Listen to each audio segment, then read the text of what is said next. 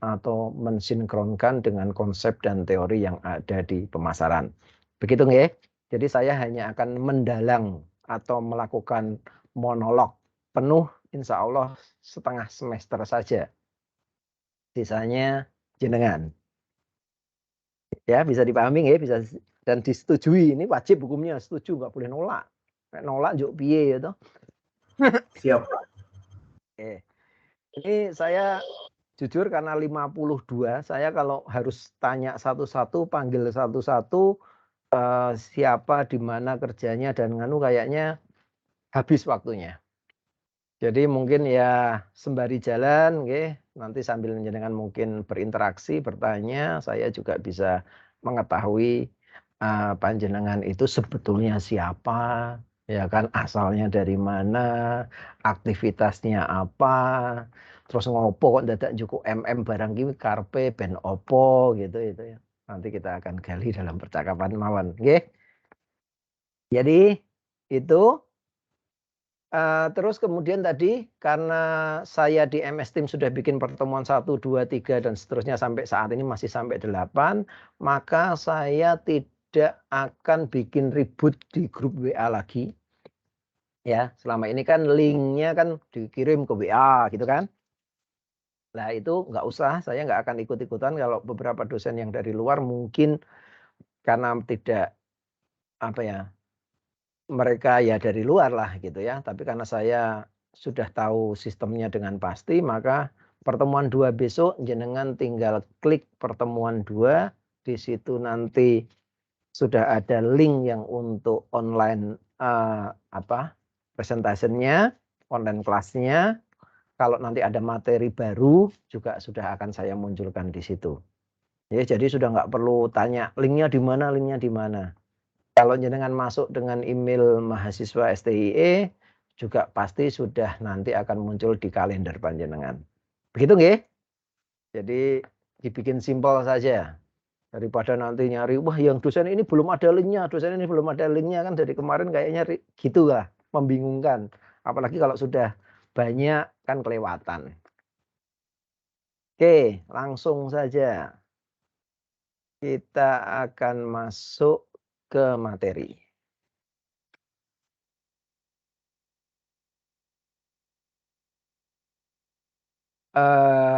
Ini sengaja tidak saya slideshow, nggih. Karena kalau saya slideshow, saya nggak bisa ngelihat panjenengan. Kalau slideshow itu nutup semua, saya nggak bisa. Padahal di orang-orang seusia saya itu kalau nggak pakai ngelihat orang lain, jadi kayak anak muda sekarang ngevlog gitu ngomong sendiri, saya merasa kok kayak nggak waras gitu. Gitu. Jadi saya tetap membutuhkan melihat panjenengan gitu. Biar saya merasa saya masih ngomong sama orang lain gitu ya, nggak kayak orang ngevlog gitu. Oke, di sini adalah marketing, creating customer value dan engagement. Ya, itu yang akan kita bahas di chapter 1 ini. Ya, bicara tentang overview of marketing. Jadi sebetulnya adalah overview, sekilas pandang pemasaran itu apa. Ya, kalau yang sudah belajar manajemen pasti juga sudah kenal, sudah tahu lah ya, anggap saja ini merefresh. Tapi tentu kalau yang dari luar manajemen itu bisa jadi mungkin tetap ada beberapa hal yang bisa diambil pelajarannya. Ya, saya akan cepat di sini. Di sini bicaranya adalah Amazon. Ya, salah satu contoh dari perusahaan online retailer yang menjadi penguasa di zamannya, yang sempat besar ya, walaupun hari ini sudah mulai tersaingi oleh Alibaba yang dengan AliExpress-nya juga, terus kemudian ada banyak online retailer di setiap wilayah negara maupun lokal ya, yang akhirnya membuat Amazon juga sedikit banyak akan terpengaruh. Tapi setidaknya kita bisa belajar dari Amazon kenapa dia sempat menjadi besar dan tetap besar sampai saat ini sebetulnya. Walaupun tentu banyak kasus di dalamnya.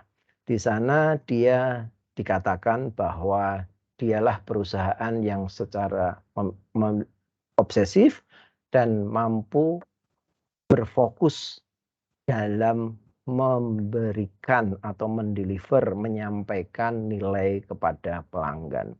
Jadi kunci di situ adalah nilai kepada pelanggan.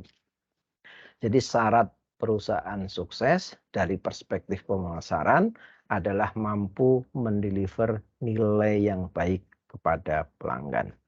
Nah, nilai itu multitafsir ya, banyak hal yang bisa bermakna nilai. Harga yang murah itu nilai, kualitas yang baik itu nilai, pelayanan yang amazing itu juga nilai, dan banyak hal lagi, pengalaman dan itu segala macam itu juga nilai. Ya, di sini dikatakan Jeff Bezos bilang, si foundernya, kami itu selalu melihat konsumen seperti tamu undangan pada sebuah pesta yang kami selenggarakan. Dan tugas kami adalah memastikan bahwa setiap detail-detail kecil itu mampu memberikan pengalaman yang semakin baik bagi pelanggan tersebut. Ini sebetulnya punya makna yang sejalan dengan pemahaman di manajemen secara umum. Di manajemen secara umum pasti bicara tentang continuous improvement, ya, perbaikan yang terus-menerus. Di sini juga bicara tentang pengalaman. Artinya sebetulnya sebaik apapun produk kita, itu menjadi nonsens ketika tidak dimaknai yang sama di sisi konsumennya. Ya, bisa jadi kita merasa produk kita sudah jauh lebih unggul dari kompetitor kita, tapi di mata konsumen enggak, sama aja. Ya berarti masalah itu. Berarti kita bermasalah dalam mendeliver value tersebut. Yang sesungguhnya baik dirasa ternyata ya so-so aja di mata konsumen. Ini pelajaran dari Jeff Bezos. Maka inilah yang akan kita bahas selanjutnya. Ya. Dalam definisi sama seperti Jeff Bezos. Ya, kalau namanya kuliah itu pasti definisi dulu. Ya, nah itu standar biar nanti nggak salah gitu kan. Marketing, market pasar, ya. Ing berarti adalah kalau di bahasa Inggris kan aktivitas dalam melakukan atau apapun aktivitas untuk bisa menguasai pasar, ya kan gitu, marketing. Itu sebenarnya sama dengan bahasa Jawa, ya, market pasar, ing itu di, ya, bahasa Jawa kan gitu ya, ing pasar kan gitu. Jadi marketing itu ya apapun yang dilakukan di pasar itu adalah pemasaran.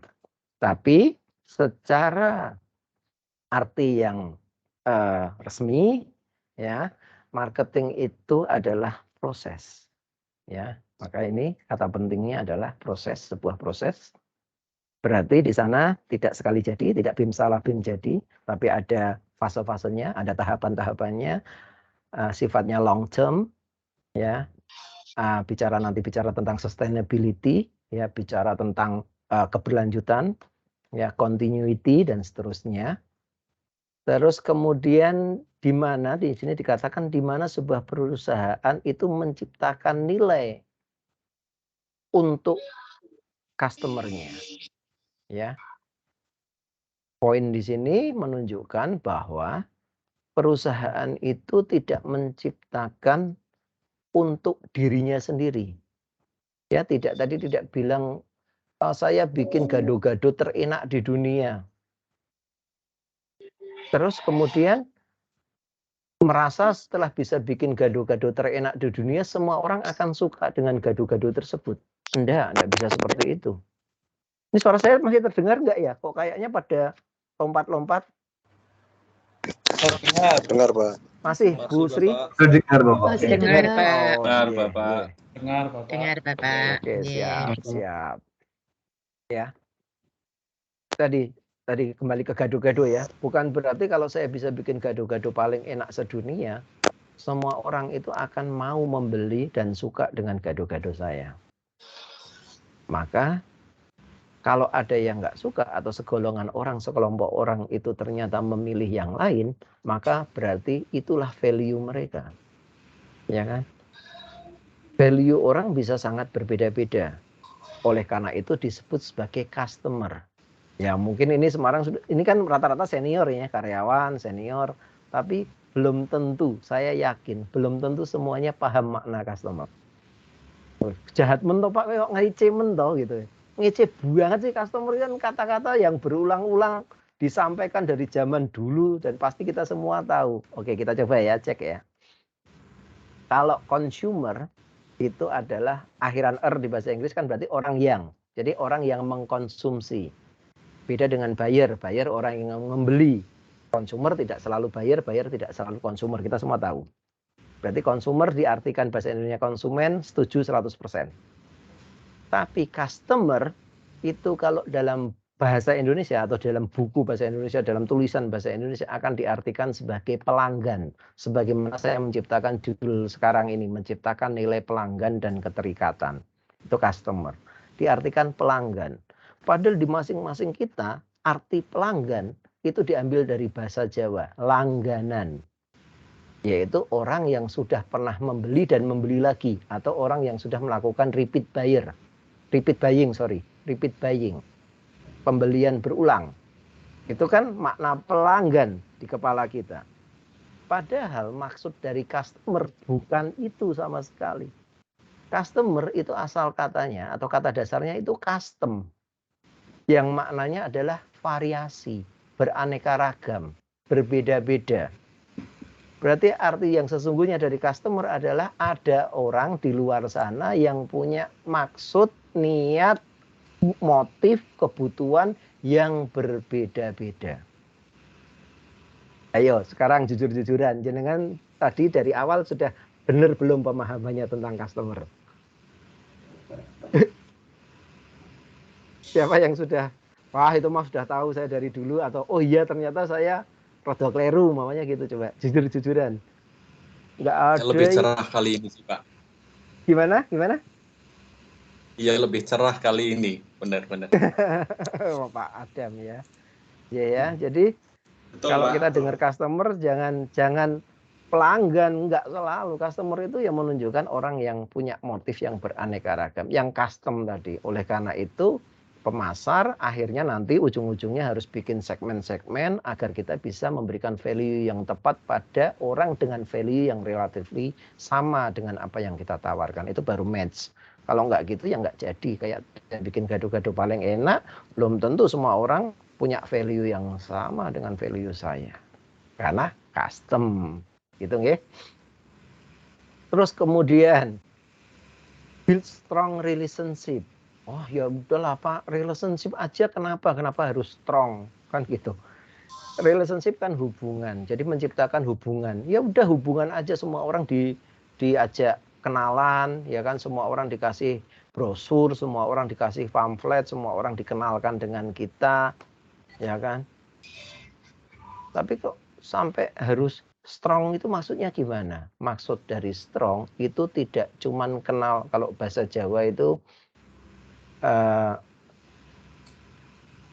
ya cuman kenal sambil lalu tok lah. Saya mau ngomong kenal asu kok rapenak gitu ya. Akhirnya tak omong gitu tapi.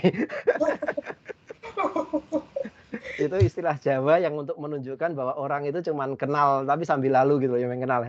Wah, aku ngerti dia ngerti aku gitu. Saya tahu dia tahu saya gitu. Ya, bukan seperti itu, tapi strong relationship. Bahkan di pemasaran dikenal dengan istilah intimacy relationship.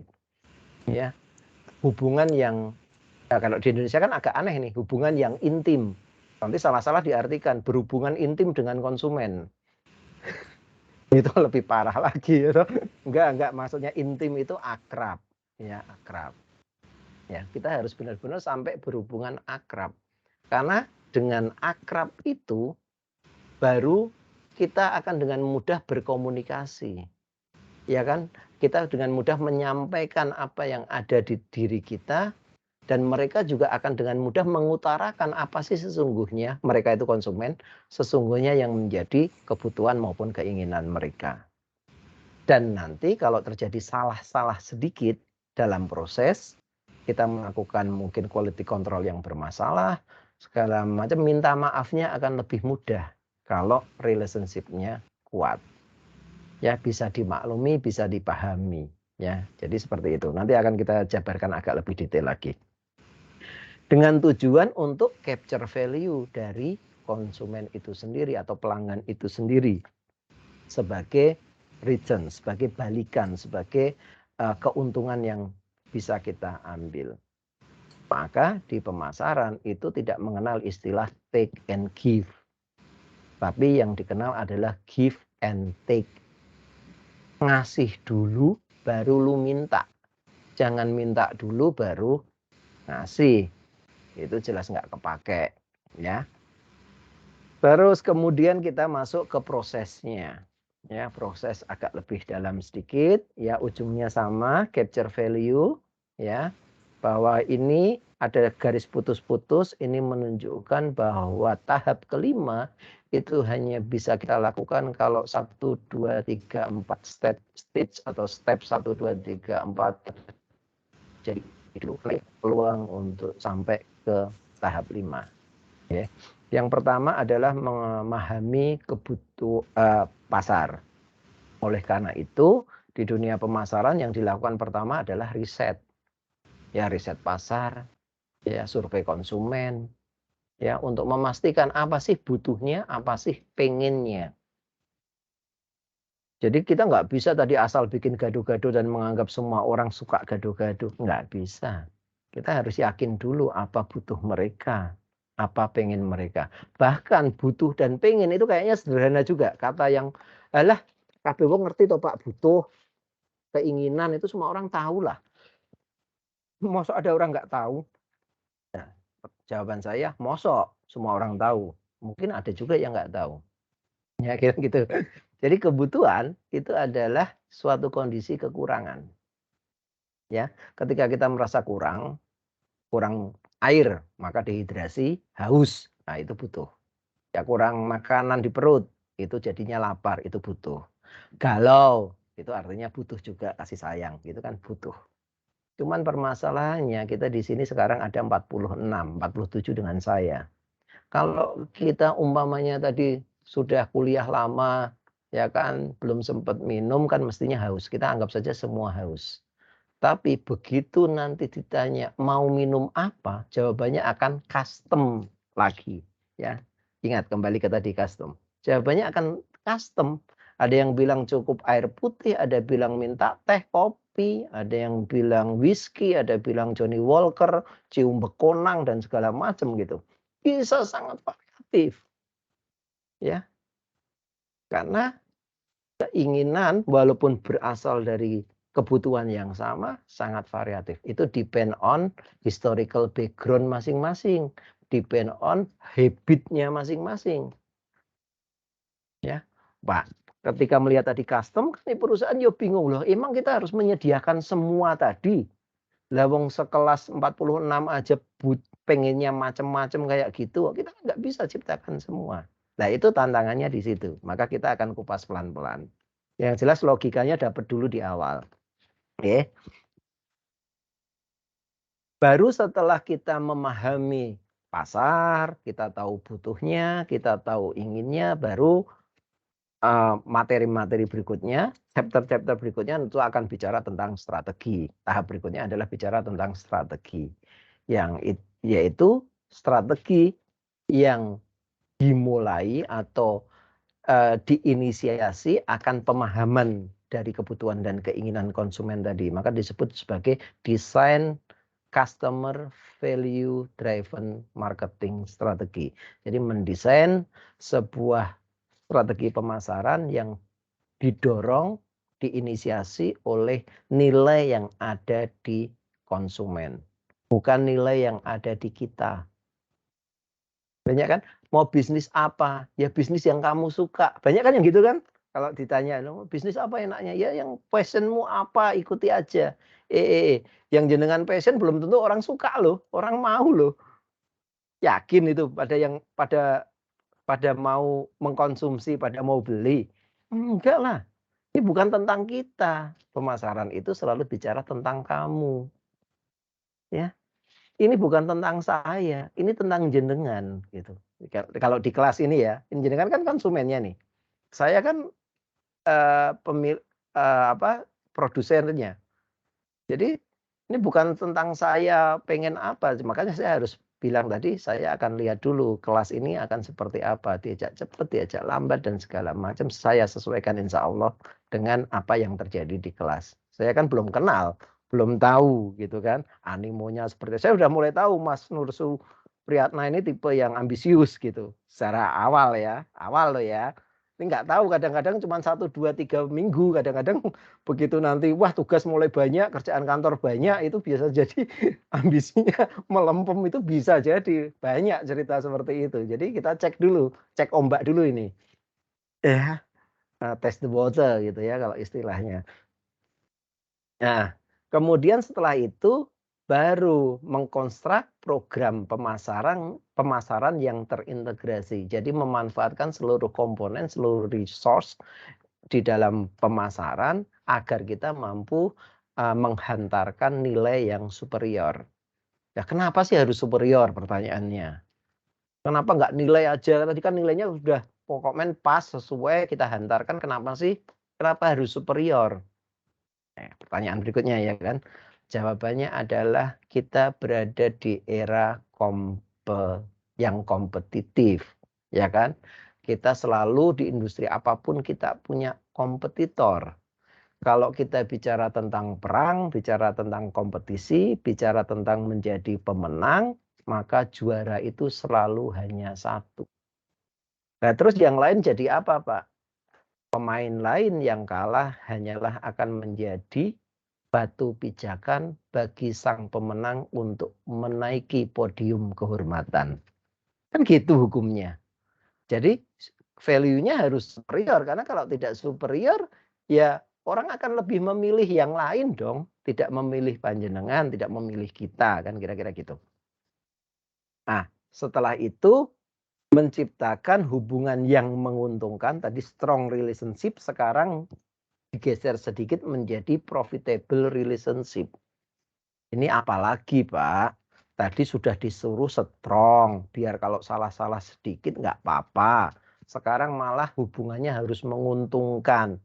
Ya usah hubungan-hubungan aja, kenapa sih harus menguntungkan? Gitu kan?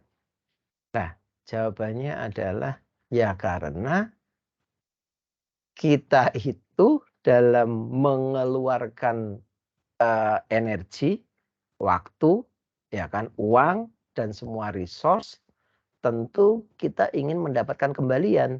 Kalau yang kita dekati, yang kita bina, yang kita prospek itu tidak berpotensi menguntungkan, ya buat apa?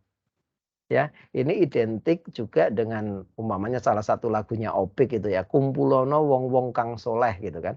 Maksudnya itu adalah yang berkumpul atau berinteraksi dengan orang-orang baik, orang-orang yang berpotensi memberi keuntungan kepada kita sehingga tercipta simbiosis mutualisme kan gitu. Nah, kalau orang-orang yang nggak punya uang gimana? Ya, kalau kita bicara bisnis yang profit oriented ya nggak penting mereka. Lain kalau kita bicara lembaga sosial, ya kan nanti bicara tentang donasi, bicara tentang volunteer, ya kan nggak mikirkan untung rugi dan seterusnya, oke, nggak ada masalah. Tapi kalau yang profit oriented tentu yang profitable yang penting. Kemudian dan menciptakan ini customer delight, apalagi itu customer delight, ya. Customer delight itu adalah delight itu adalah level above satisfaction, ya. Gini ceritanya gini, sedikit cerita ya.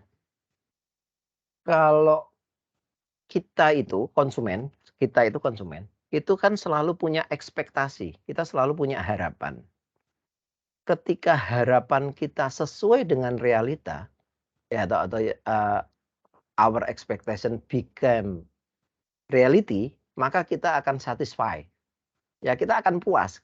Kebutuhan kita, keinginan kita terpenuhi itu puas. Dan itu adalah standar. Di mana-mana semua orang kan, wah kepuasan pelanggan adalah utama. Kita harus benar-benar bla bla bla untuk puas. Ya karena kalau enggak, kalau realitanya di bawah, itu akan kecewa, disappointed. Ya kan? Orang akan kecewa. Dan kecewa itu masalah. Masalah yang besar. Ya saya berulang-ulang mencontohkan diri saya sendiri tentang orang yang kecewa gitu ya. Ben ono cerita sidik lah. Saya itu pendendam orangnya. Ya, saya itu orangnya pendendam. Pendendam saya. Ini saya ada yang pegawai BRI enggak? Karena saya mau jelek-jelekan BRI ini. Enggak ada ya. Kalaupun ada yang terafiliasi dengan BRI, saya minta maaf ya. Saya mulai disclaimer dulu nih. Karena saya mau cerita merek langsung. Ya. Ya secara umum kita itu kan nasabah berbagai bank ya. Ini bukan untuk cerita macam-macam ya. Saya ada BNI, ada Mandiri. Kenapa ya? Karena dulu gajinya BNI berubah jadi Mandiri. Terus kemudian kalau ada aktivitas dari pemerintah itu kadang-kadang disuruh pakai BSI. Akhirnya jadi nasabah banyak. Ya, BCA. Terus kemudian saya juga sempat jadi nasabah BRI. Artinya sekarang no. Lah kenapa kan gitu? Karena saya pernah dikecewakan ya. Ada hubungannya sama financial defect gitu ya, kecacatan finansial yang saya rasakan, kerugian finansial ya, tapi juga jengkel yang kok bisa-bisanya, walaupun itu cuma satu pegawai kan sebetulnya. Tapi karena saya pendendam, satu corporate kena semua kan gitu. Terus akhirnya saya mungkin sudah lama, mungkin 10 tahun yang lalu saya tidak menjadi nasabahnya BRI lagi. Dan ya nggak mau gitu. Nah, lucunya adalah istri saya pegawai BRI. Dan dia berulang-ulang menyuruh saya buka rekening. Biar kalau transfer bulanan gampang. Nggak harus pakai BI Fast. Kalau dulu masih kena 6,5, sekarang 2.500 ya. Walaupun gitu kan tetap ya sama-sama punya gitu. Tapi saya, no, sakitnya di sini belum hilang. Ya itulah dampak atau kerugian dari orang yang kecewa. Bisa sangat lama. Saya sih mungkin bukan nasabah potensial, uangnya berapa, nggak banyak. Ya. Tapi kalau saya adalah nasabah yang sangat berpotensi menciptakan profit perusahaan dan saya kecewa, itu kan ngeri. Atau apalagi kalau yang seperti saya banyak, itu kan faktor pengali. Masalah itu pasti perusahaan. Jadi kecewa itu bahaya. Ya. Terus kemudian, oh gini, Pak tadi mau cerita Delight kok sekarang malah ngalor ngidul kemana-mana. Oh ya, kembali ke Delight berarti ya. Kembali ke Delight. Ya, tadi expectation, reality, kalau yang di bawah realitanya ada di bawah akan kecewa, tapi kalau yang di atas itu baru namanya delight. Jadi ketika realita itu ada di atas harapan kita, itu delight. Kalau di bahasa Indonesia kan biasanya diartikan sebagai tercerahkan, gitu ya. Walaupun nggak pas-pas banget lah kalau di Indonesia kan, tapi ya anggap aja itulah, ya tercerahkan. Atau beberapa literatur menggunakan istilah aha moment. Jadi ada suatu kondisi ketika seorang konsumen itu merasakan, hah, aha. Jadi kayak kalau di kartun itu muncul bola lampu berpijar di kepalanya gitu, aha gitu. Ya kayak ketika Newton ketibanan apel terus muncul teori gravitasi itu kan gitu. Kartunya Newton kan pasti muncul bola lampu itu. Nah, itu aha moment. Ya. Terus kalau permasalahannya adalah apakah kita selalu bisa menciptakan customer delight itu setiap saat? Enggak, susah. Wong kita mempertahankan mereka puas aja susah, apalagi ini beyond satisfaction gitu kan, di atasnya lagi. Nah, atau mungkin contohnya lagi, contoh yang lebih real, aha moment itu seperti ini kira-kira. Kalau saya punya uang 30.000, 40.000 datang ke Starbucks, kemudian beli kopi di sana, maka ketika saya seruput, enak, itu ya saya hanya akan berada di level puas. Karena saya sudah tahu ekspektasi saya di situ, ketemu, match, ya kan, puas, cukup. Tapi aha moment terjadi ketika saya ke kedai yang biasa, kedai kopi yang biasa, harga kopinya paling mungkin 8.000 sampai 10.000 umpamanya, ya ekspektasi saya biasa-biasa saja, kopi 8.000 sampai 10.000 itu kayak apa sih? Ya biasa-biasa saja. Tapi begitu saya seruput, saya langsung mendelik gitu ya. Terus kemudian, wasu kopi 8.000 enak nih gitu. Nah, bisa-bisanya kopi 8.000 seenak itulah, itu aha moment. Dan dampaknya berlawanan dengan yang kecewa tadi. Hampir pasti saya akan menjadi loyalis dari kafe tersebut. Ya, jadi perusahaan-perusahaan yang bisa bertahan sampai hari ini, yang besar-besar, itu hampir pasti mereka pernah, tidak selalu, tidak setiap tahun, tapi mereka pernah memunculkan aha moment bagi konsumennya. Sehingga loyalis atau orang yang loyal, orang yang setia, itu konsumen yang setia itu muncul. Sama seperti orang tua kita yang kalau zaman dulu yang orang-orang kaya, itu mobil Jepang nggak laku. Bagi mereka yang penting adalah mobil itu ya Eropa, kalau nggak Amerika. Jepang apaan sih? Begitu berkembang lagi, Eropa mulai kalah sama Jepang, kita masih bilang Korea itu apaan, apalagi Cina. Begitu Hyundai sekarang lagi naik daun, semua orang nomor 2 hari ini Hyundai penjualan terbesar. Toyota masih tetap nomor 1 sih, tapi Hyundai nomor 2. Sekarang nggak bisa bilang Korea itu apa, ya kan? Wuling lumayan ini mulai naik daun lagi, adalah apalagi ada listriknya EV itu ya, yang harganya di bawah 300 juta. Apalagi pemerintah lagi mendorong terciptanya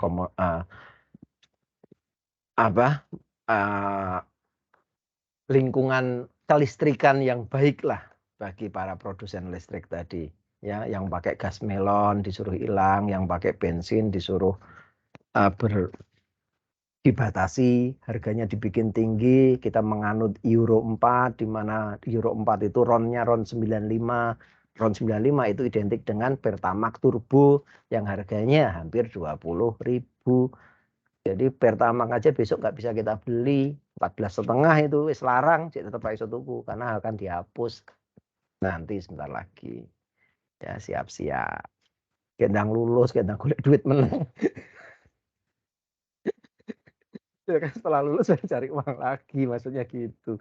Kalau masih kuliah itu kan ya butuhnya tambah. Ya walaupun murah sih bayarnya di STIE. Nah, baru tadi tahap berikutnya ada garis putus-putus, baru kita punya hak untuk mengambil jatah kita.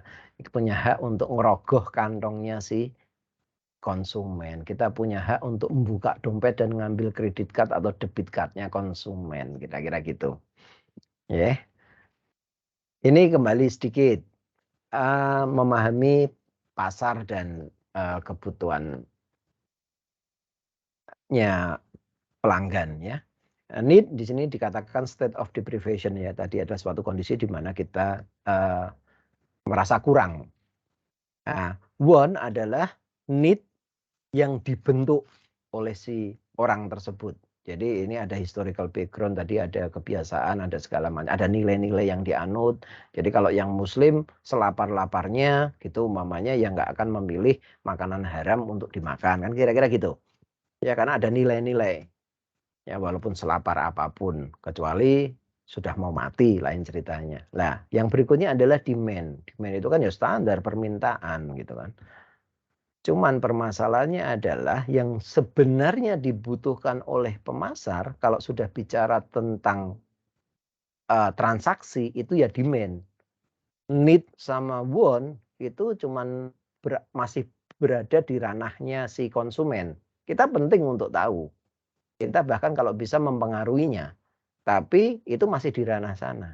Jadi umpamanya ada mbak-mbak ini, ibu-ibu yang jalan ke mall, kemudian lihat tas Hermes gitu yang cantik gitu kan. Lihat, ih lucunya, kan gitu aja gitu. Itu kalau need, lagi butuh tas, pengen tas, lihat Hermes, ya kan. Tapi duitnya nggak nyampe, ya kan ya paling ngeces, ngiler, sama termimpi-mimpi kan paling gitu dok. Karena tidak bakal jadi permintaan. Karena apa? Karena tidak di backup oleh kemampuan atau daya beli, nggak bakal menjadi transaksi. Dan kita pemasar nggak butuh itu. Kalau cuma sampai batas pengen, nggak jadi apa-apa bagi kita. Ya kan? Maka tadi yang profitable yang harus diajak berhubungan tadi. Ya, bukan semua orang dideketin, ya, buang-buang resource, buang-buang sumber daya kan gitu. Oke, terus kemudian berikutnya market offering, ya. Nah, kalau sudah ada demand, berarti kan dari sisi kita juga pasti ada yang kita tawarkan. Yang tawarkan apa ya? Produk, ya kan? Produk itu meliputi apa ya? Macam-macam. Ada goods, ada services, ya ada idea, ada segala macam lah, termasuk experience, termasuk pengalaman, termasuk perasaan. Ya, hari ini kita semua sama-sama tahu bahwa apapun bisa ditawarkan. Ya, apapun bisa ditawarkan. Kalau kita ngelihat konten itu apa sih yang nggak ada? Ya kan, dari konten anak-anak sampai 21 plus juga ada kan. Semua bisa ditawarkan, semua ada yang suka gitu, ada segmennya sendiri-sendiri. Ya, dari yang golongan bawah sampai yang golongan paling atas juga ada. Semua bisa ditawarkan, ya. Bahkan kalau kita bicara maunya pengalaman, rasa takut pun bisa dijual hari ini, bisa ditawarkan, banyak orang beli, ya kan? Roller coaster, rumah hantu, bagi jumping, itu yang dicari apa? Orang bayar banyak loh, mahal loh, cuman untuk merasakan sensasi takut. Sesungguhnya semua orang itu kan takut dengan takut kan. Ini jujur-jujuran kan semua orang takut dengan rasa takut itu. Tapi gimana coba kok bisa-bisanya takut itu dijual? Itu kan aneh. Kuncinya berarti di mana? Di how to deliver-nya. Ya kan? Kita nggak cuma jualan takutnya tok, tapi kita packaging dengan suatu umpamanya ya, kondisi, pengkondisian, umpamanya ginilah. Ini sederhana saja. Oke, kita semua tahu, semua orang punya rasa takut. Tapi ingat, ketakutan harus dilawan. Karena begitu ketakutan tidak Anda lawan, maka ketakutan itu akan menghantui Anda selama umur Anda. Satu-satunya cara untuk melawan ketakutan adalah menghadapinya. Kan gitu. Itu kan packagingnya. Dan satu lagi, Anda harus tahu bahwa kalau Anda berhasil melawan ketakutan, ketakutan itu akan hilang selamanya dan tubuh Anda, pikiran Anda akan merasa plong, ringan, beban hidup hilang semua. Orang mau akhirnya bayar mahal cuman untuk teriak. Habis teriak kan mesti rasanya plong. Ya memang plong. Tapi coba suruh naik lagi ya mungkin masih ada takutnya kan gitu. Ya kan?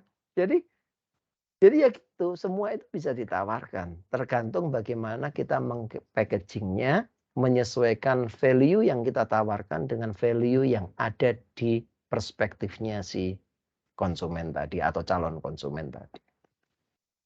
Itu market offering. Nah, ada lagi istilah yang namanya marketing myopia atau rabun pemasaran. Opo meneh iki ya toh.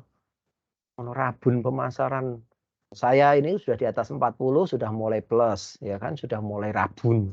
Lihat deket gitu udah nggak cetha gitu. Jadi baca nama jenengan di sini itu kadang-kadang udah ketumpuk-tumpuk, udah blur gitu. Harusnya pakai kacamata kan, semua orang yang di atas 40 kan akan rabun dengan sendirinya kan gitu katanya gitu. Nah, kalau di pemasaran maksudnya rabun pemasaran itu seperti apa? Di sini dikatakan bahwa ketika pemasar hanya fokus pada keinginan konsumen, tapi kurang memberikan perhatian pada pemenuhan kebutuhannya. Ingat, urut-urutannya adalah kebutuhan dulu, baru keinginan. Oke, saya kasih contoh. Sekarang kan kalau yang orang-orang yang kaya, ya orang-orang kaya di luar sana, atau mungkin panjenengan juga ada, itu kan ada momen-momen tertentu untuk bikin candlelight dinner, ya kan, atau mungkin makan fine dining, ya, makan cantik itu yang cuma 3 suap habis, ya, di mana mungkin makanannya di sana ada lembaran emas yang diparut gitu ya. Mungkin ada keju dari mana yang harganya sangat mahal, mungkin ada wine keluaran tahun 1800 berapa yang sangat mahal kan gitu. Ya, itu kan ada seperti itu. Begitu mereka pertanyaan saya adalah ketika orang tersebut, golongan tersebut makan di situ, kebutuhan mereka sebetulnya untuk memenuhi rasa lapar atau rasa yang lain? Prestis. Untuk agar Yang laparnya lain. hilang atau yang lain? Yang lain. Yang lain. Berarti nggak ada masalah dengan itu. Ya, karena memang orang itu bukan didorong atau dimulai diinisiasi oleh kebutuhan agar laparnya hilang, tapi lebih ke eksistensi diri, lebih ke kemewahan, lebih ke status sosial, lebih ke pamer, ya kan, update story dan segala macamnya yang nggak ada hubungannya sama lapar, walaupun produknya adalah makanan. Ya. Dan banyak cerita bahwa orang yang habis makan seperti itu pulang masih mampir warteg, ya beli nasi goreng 20-30 ribu karena masih lapar, ya kan? Ya masih lapar, dia harus makan kan gitu. Nah, itu nggak ada masalah yang itu. Yang masalah adalah jika jenengan punya restoran, ya kan, di mana restoran itu konsumennya adalah orang yang memang makan agar laparnya hilang. Untuk memenuhi kebutuhan akan lapar tadi, maka mereka makan ke restoran Anda, tapi di tempat Anda porsinya kecil. Anda berdalih bahwa yang penting kan rasanya enak. Itu salah. Itu yang disebut marketing myopia. Ingat, rasa penting. Tentu makanan yang dicari rasanya. Harganya pas, rasanya oke, ya kan? Tapi kalau nanti dia tidak bikin kenyang, padahal konsumennya adalah konsumen yang butuh kenyang, maka itu akan jadi masalah. Gitu ya, contoh sederhananya gitu, bisa dikembangkan kemana-mana. Ya, itu marketing myopia.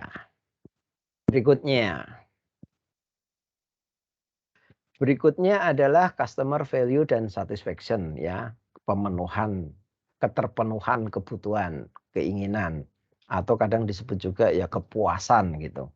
Satisfaction bisa dimaknai macam-macam.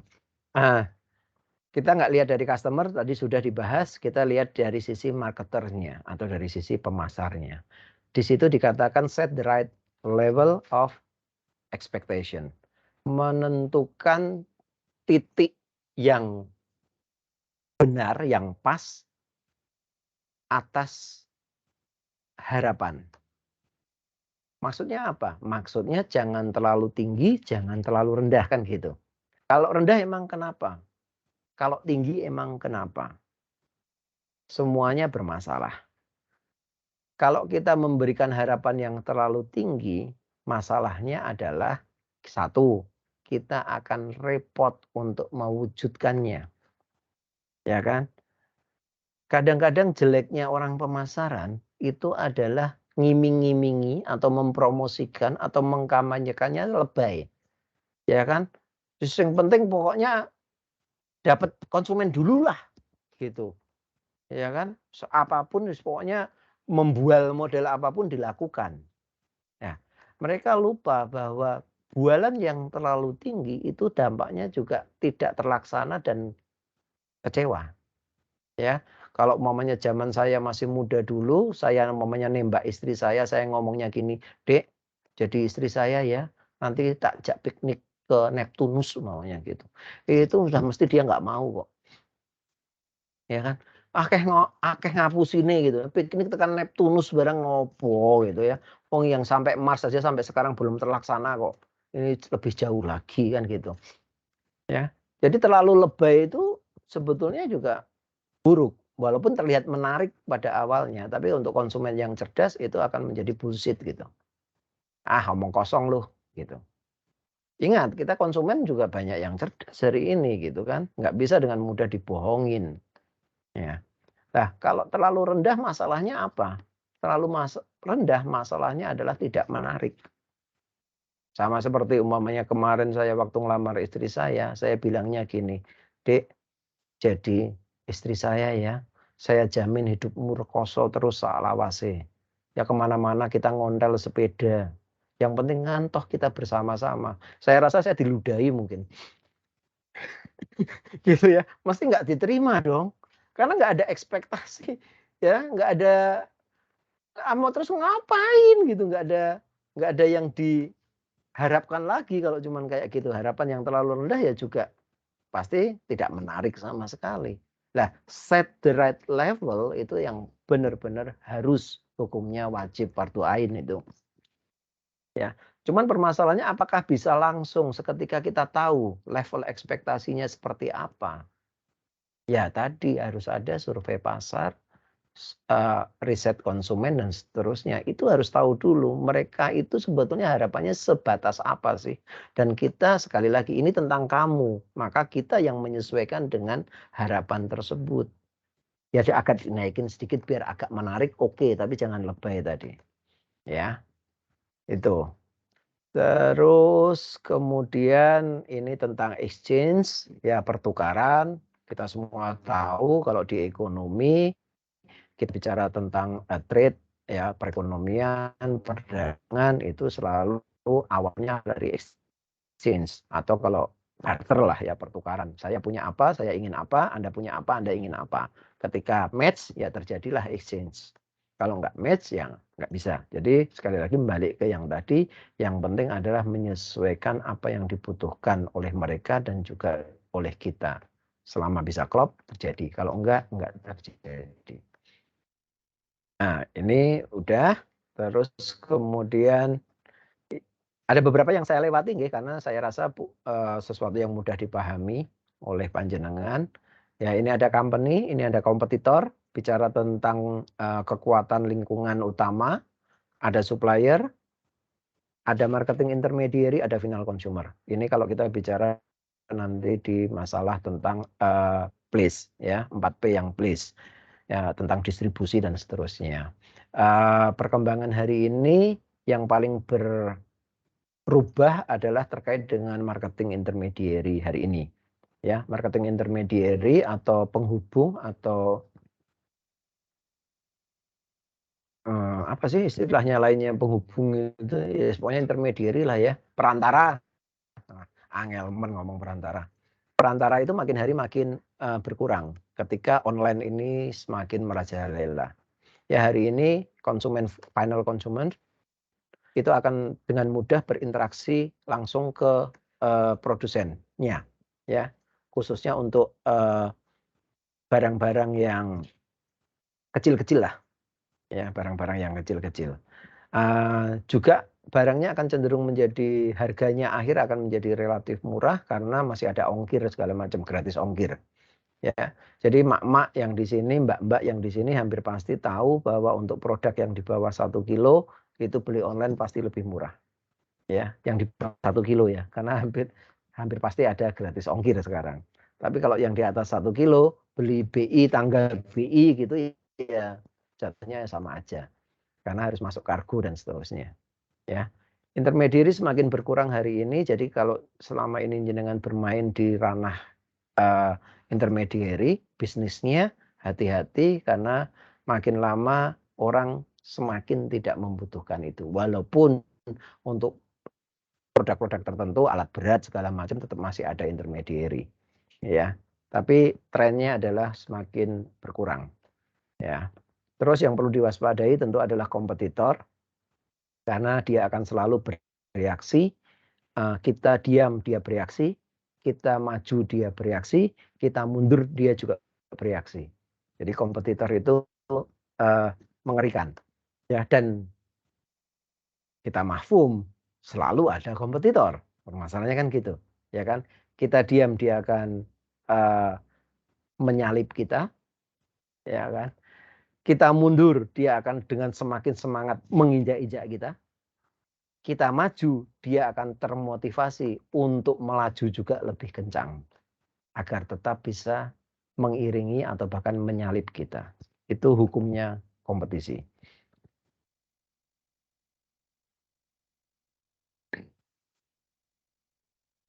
Marketing management.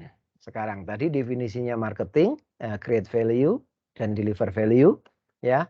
Kalau marketing management karena sudah ada kata manajemen, maka muncul adalah art and science, ya.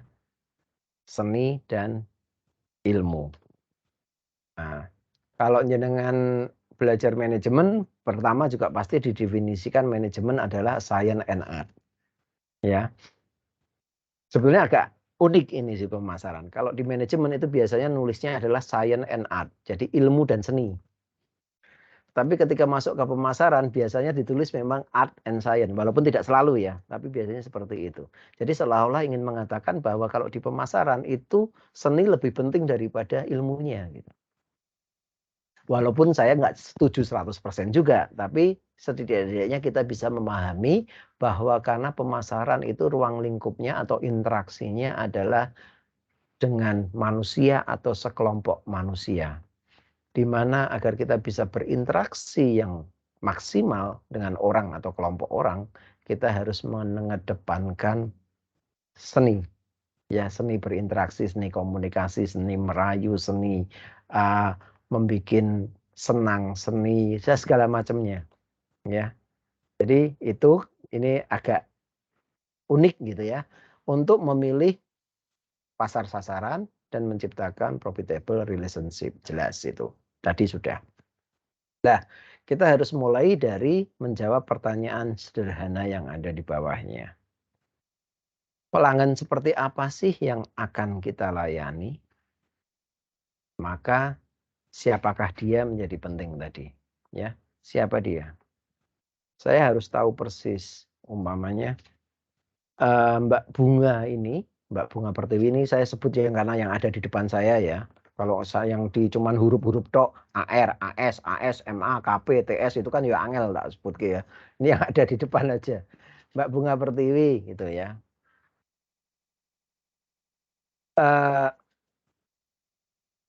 Sebelum saya bisa menawarkan apapun kepada beliau, maka saya harus tahu dulu Mbak Bunga Pertiwi itu siapa. Ya kan? Saya mungkin akan menggunakan privilege saya sebagai Wakadua untuk ngecek Bunga Pertiwi. Saya buka biodata. Oh, Mbak Bunga Pertiwi itu Gemini kayaknya, atau sudah ke horoskop berikutnya. Mbak Bunga masih Gemini apa sudah ke horoskop yang berikutnya itu, tanggal itu di bulan Juni itu? Saya Cancer, Pak. Oh, sudah Cancer, berarti sudah bukan Gemini ya, sudah 24 itu sudah Cancer. Wah, Cancer itu berarti japit-japit gitu ya, nek nesu iso melukai ini. Waduh. Ya kan? Terus kemudian mungkin saya cek lagi umpamanya gitu kan. Ya karena saya kebetulan Wakadua, saya bisa lahirnya di Klaten. Wong Jawa gitu berarti. Ya kan? Sorry ya Mbak ya, tapi yang pasti-pastinya nggak saya sebutkan. Ini cuman tanggal bulan sama lokasi kan juga apa-apa ya. Iya, iya Pak. Klaten berarti wong Jawa. Nah, Klaten itu sebuah kota yang sebetulnya agak Gemini juga gitu. Jadi tadi Cancer yang di tanggal itu juga masih bau Gemini. Kebetulan tempat lahirnya juga Klaten itu ya, Klaten itu Gemini juga. Karena Solo enggak, Jogja enggak. Oh iya. Gitu ya. Klaten itu gitu. Ya. Dan Klaten hari ini sedang membangun dengan sangat hebat ya. Klaten ini sedang berkembang dengan sangat pesat akhir-akhir ini. Ya, jadi saya pelajari, saya nggak usah teruskan lagi lah. Tapi yang jelas saya akan pelajari itu Mbak Bunga Pertiwi itu. Ya, nomor HP-nya juga ada di sini. Siapa yang butuh? Waduh. Enggak. Jadi gitu nggih. Jadi saya harus tahu. Kalau saya nggak kenal bagaimana bisa melayani, ya kan? Kalau di pemasaran itu ada istilah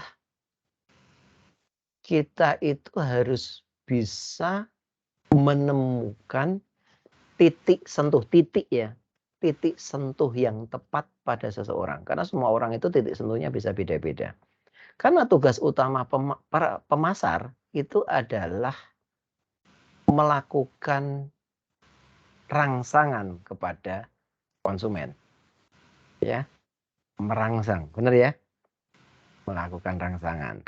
Nah, karena harus melakukan rangsangan agar mereka tergerak untuk ke kita, menuju ke kita, maka kita harus tahu persis titik sentuhnya yang mana, dia sukanya disentuh dengan cara apa, itu juga penting. Ya. Nah, dan menyentuh yang baik bagi pemasar itu ada ilmunya. Ya, nyentuh itu nggak boleh cuman langsung plek, gini nggak boleh. Apalagi keras, sakit, itu nggak nyentuh, itu nabok, ya kan? Nyentuh yang baik itu adalah sentuhan ringan. Itu karena itu akan lebih sensasional. Jadi memunculkan rangsangan itu sentuhannya harus seperti itu. Jadi bukan ngepus kayak penjual-penjual yang kurang belajar pemasaran itu kayak mekso-mekso itu malah orang gila. Ya kan?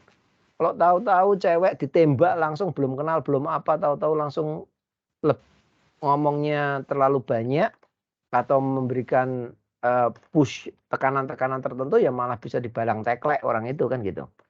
Tapi harus disentuh dengan pelan-pelan. Ya.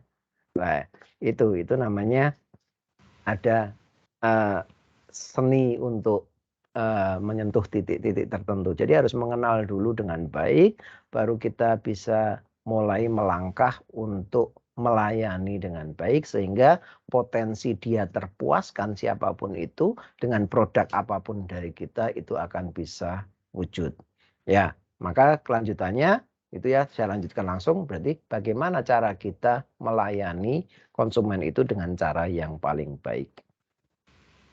Ya tadi kenal dulu. Saya ngajar panjenengan, ini kan sebetulnya gini, ini contohnya nih. Marketing management itu di S1 ada, saya ngajar. Marketing management di S2 ada, sama mata kuliahnya sama. Sumber materinya ya sebetulnya relatif sama, tapi cara saya ngajar beda.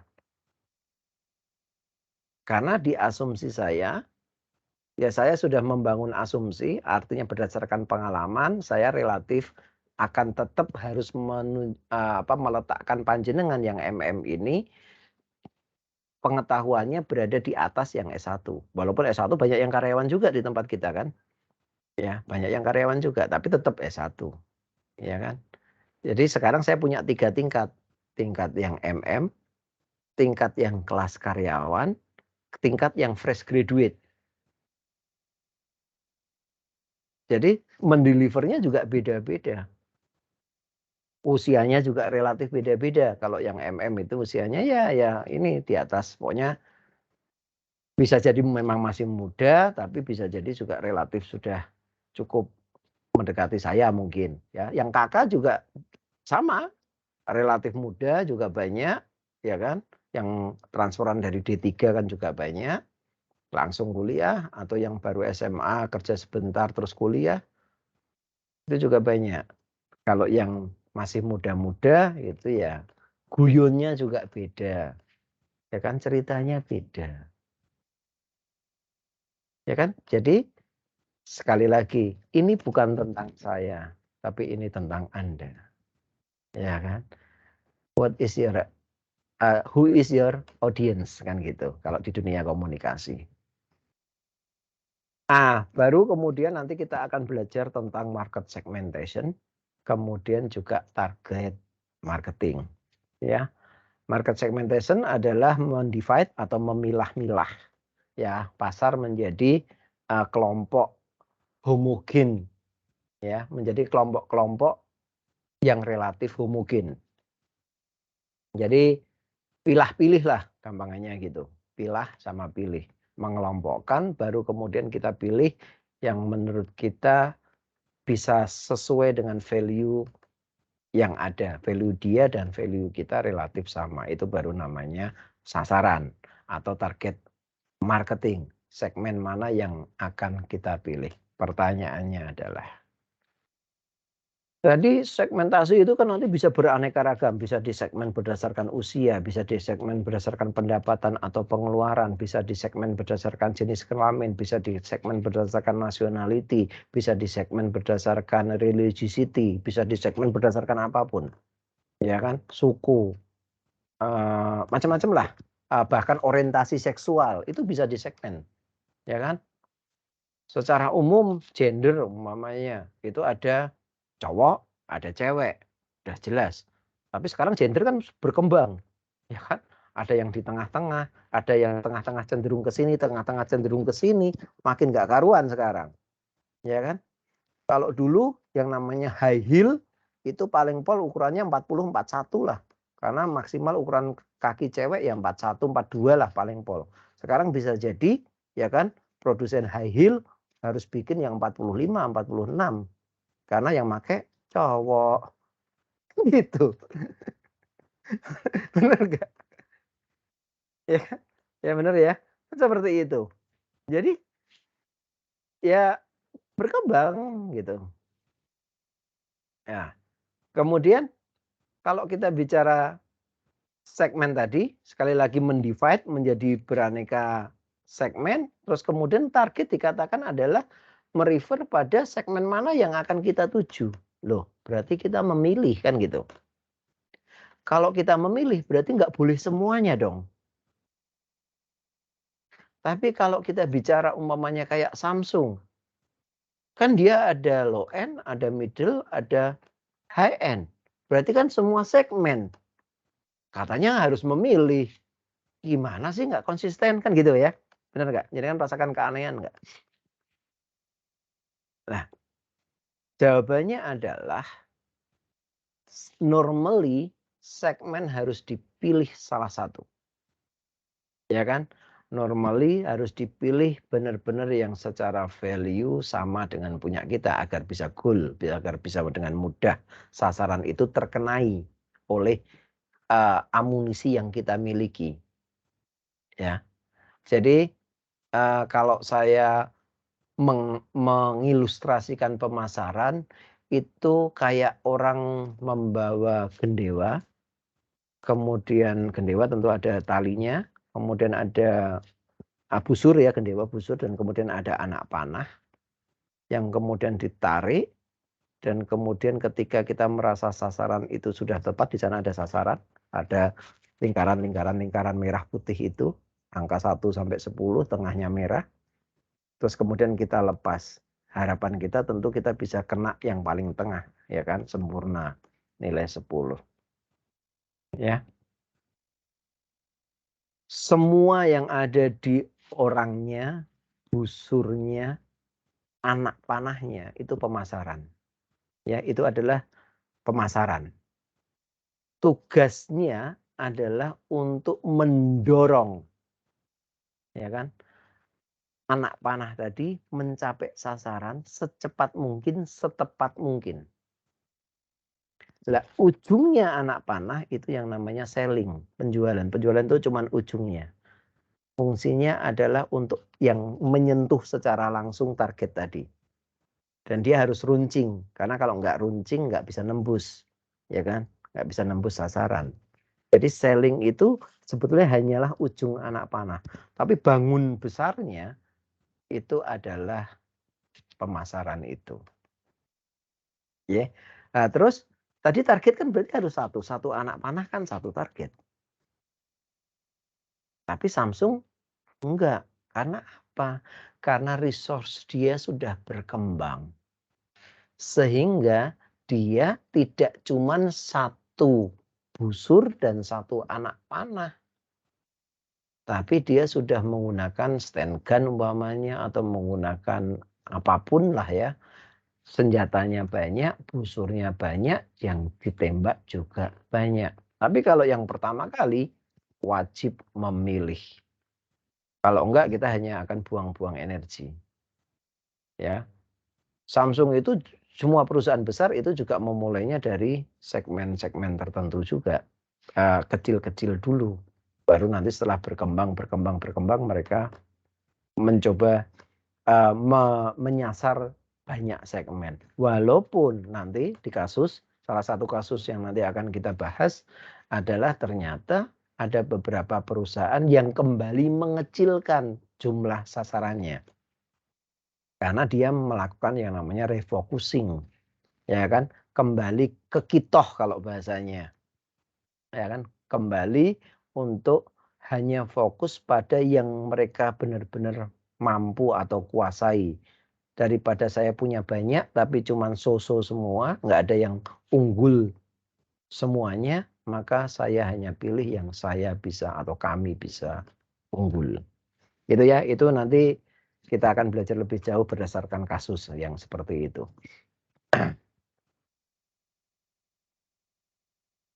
Saya akan tutup ini karena sudah hampir 5:30.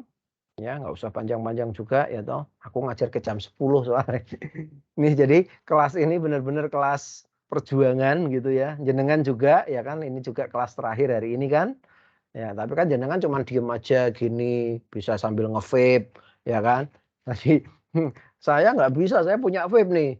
Cuman kan ya wagu, saya ambil nge-vape kan ya wagu gitu kan.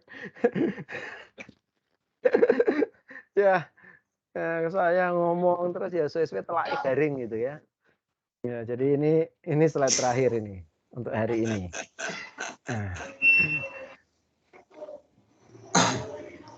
Ini ada yang namanya brand value proposition ya. Proposisi dari nilai sebuah merek. Ya, set of benefit atau nilai yang kita janjikan akan kita sampaikan ke pelanggan, ke konsumen untuk memenuhi kebutuhan mereka. Ya.